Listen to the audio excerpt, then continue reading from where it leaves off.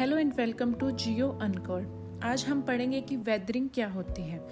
लेकिन उससे पहले क्या आप लोग जानते हैं कि अर्थ की सबसे मोस्ट एपिक ब्रेकअप स्टोरी क्या है? Of course weathering. क्योंकि जब रॉक्स प्रेशर नहीं हैंडल कर पाती हैं तो वो छोटे छोटे पीसेस में टूट जाती हैं और इसी को हम वेदरिंग बोलते हैं। तो वेदरिंग की एक प्रॉपर डेफिनेशन भी जान लेते हैं कि वेदरिंग क्या है। Weathering is a natural process of breaking rocks into smaller pieces over a time. इसमें क्या है कि जब एक रॉक लंबे समय तक एक्सपोज्ड रहती है टू द इन्वायरमेंट और उस पर नेचुरल कुछ प्रोसेसेस एक्ट करती हैं जिसकी वजह से ये छोटे छोटे टुकड़ों में टूट जाती हैं और उसी को हम वेदरिंग बोलते हैं। अब वेदरिंग कितने टाइप्स की होती है? मेनली वेदरिंग दो तरह की होती है, मैकेनिकल वेदरिंग और केमिकल वेदरिंग। और हम काफ़ी जगह बायोलॉजिकल वेदरिंग भी पढ़ते हैं। तो सबसे पहले हम जानते हैं कि मैकेनिकल वेदरिंग क्या रहती है। मैकेनिकल वेदरिंग जब कोई भी ही रॉक के ऊपर फिजिकली उसका ब्रेकडाउन हो, यानी उसका केमिकल जो कॉम्पोजिशन है वो चेंज नहीं होनी चाहिए। केमिकल कॉम्पोजिशन उसकी चेंज नहीं होती है। For example like a biscuit है, अगर वो कुछ पीसेस में टूट जाए तो वो बिस्किट ही रहता है, उसकी केमिकल कॉम्पोजिशन चेंज नहीं होती, तो उसी को हम मैकेनिकल वेदरिंग बोलते हैं। केमिकल वेदरिंग क्या है? केमिकल वेदरिंग जिसमें कुछ नेचुरल प्रोसेसेस की वजह से रॉक की केमिकल कॉम्पोजिशन है वो चेंज हो जाती है। जब केमिकल कॉम्पोजिशन चेंज होती है तो उसको हम केमिकल वेदरिंग बोलते हैं। अब आता है कि बायोलॉजिकल वेदरिंग क्या है। जब कोई भी रॉक का ब्रेकडाउन किसी ऐसी एक्टिविटीज़ की वजह से हो जो जैसे कि ऑर्गेनिज्म, प्लांट, एनिमल्स, इन सब चीज़ों की वजह से हो तो उसको हम बायोलॉजिकल वेदरिंग बोलते हैं। तो इनके बारे में थोड़ा डिटेल में भी पढ़ लेते हैं। तो सबसे पहले ये तो हमने पढ़ ही लिया कि वेदरिंग क्या होती है। एक चीज़ और जो इसमें इम्पोर्टेंट है कि जो वेदरिंग होती है वो एक ही जगह पे काम करती है, यानी रॉक का ब्रेकडाउन होना। इसमें रॉक का ट्रांसफ़र होना जो है वो नहीं आता है, वेदरिंग के अंदर नहीं आता है रॉक ट्रांसफ़र होना एक जगह से दूसरी जगह। जो मैकेनिकल वेदरिंग होती है वो फर्दर 3 टाइप्स की होती है। इसमें सबसे पहले आता है फ्रॉस्ट एक्शन। फ्रॉस्ट एक्शन क्या रहता है? जब रॉक्स में कहीं पे फ्रैक्चर या क्रैक्स रहते हैं तो उनके अंदर पानी चला जाता है। जैसे कि ये क्रैक था, इसके अंदर पानी चला गया और जब टेम्परेचर डाउन जाता है तो वो पानी आइस बन जाता है। और जब भी वाटर आइस के अंदर कन्वर्ट करता है तो वो थोड़ा सा एक्सपेंड करता है और वो जब एक्सपेंड करेगा तो उस क्रैक को बढ़ा देगा और इसी तरह एक टाइम के बाद वो रॉक टूट जाएगी। तो ये हो गया फ्रॉस्ट एक्शन। अब आता है एक्सफोलिएशन।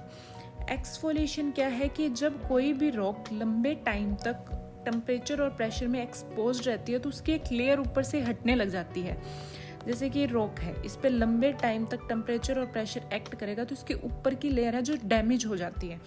जैसे कि हम देखते हैं कि हम भी लंबे टाइम तक जब धूप में रहते हैं तो अपनी स्किन टैन हो जाती है और थोड़े टाइम के बाद वो ड्राई होकर उसमें क्रैक्स आ जाते हैं। वही एक्सफोलिएशन है। जैसे कि यहाँ पे ये ऊपर की लेयर जो भी है ये पूरी पील ऑफ हो चुकी है। फिर आता है एब्रेशन। एब्रेशन यह है कि जहाँ पे रॉक टूटती है टकराने से, दूसरी रॉक के टकराने से।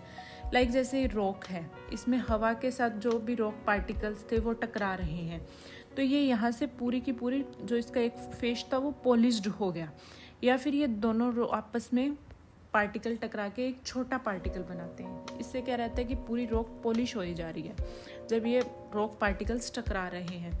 तो ये होता है एब्रेशन। अब पढ़ते हैं केमिकल वेदरिंग। केमिकल वेदरिंग वो जिसमें केमिकल कॉम्पोजिशन चेंज हो जाती है।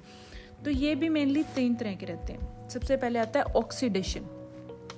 ऑक्सीडेशन में क्या है? इसमें रॉक्स के साथ जब ऑक्सीजन रिएक्ट करती है तो उनकी केमिकल कॉम्पोजिशन चेंज हो जाती है। एग्जाम्पल के लिए कोई भी रॉक जो आयरन कंटेंट जिसमें रिच है तो उसके साथ जब ऑक्सीजन रिएक्ट करेगी तो वो रस्ट हो जाएगी रॉक पूरी की पूरी। हाइड्रोलिसिस में क्या है कि ये रॉक वाटर के साथ रिएक्ट करती है और वो ब्रेक डाउन हो जाती है, टूट जाती है वाटर के साथ रिएक्ट करने से।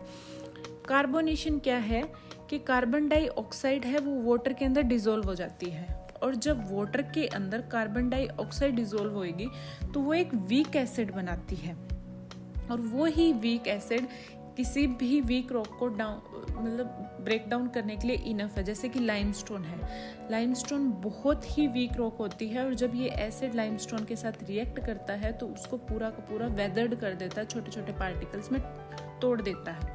तो काफ़ी जगह हमने पढ़ा होगा कि लाइमस्टोन केव्स, तो वो केव्स क्या रहती हैं कि वो एक तरह से इरोड कर देता है बीच का पोर्शन पूरा का पूरा कार्बोनेशन की प्रोसेस के थ्रू। तो ये होता है केमिकल वेदरिंग।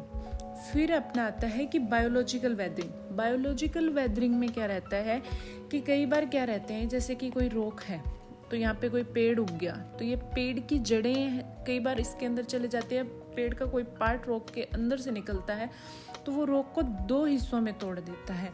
या कोई एनिमल है जो उस रॉक के अंदर अपना घर बना लेता है, उसको तोड़ के, अगर कोई सॉफ्ट रॉक है तो इस तरह से रॉक छोटे छोटे पार्टिकल्स में टूट जाती है। तो इसी को हम बायोलॉजिकल वेदरिंग कहते हैं। तो हमने पढ़ लिया है कि वेदरिंग कितने तरह की होती है, 3 तरह की रहती है, मैकेनिकल वेदरिंग, केमिकल वेदरिंग और बायोलॉजिकल वेदरिंग। ठीक है, तो आज के लिए इतना ही, और मोर सच वीडियोस प्लीज सब्सक्राइब।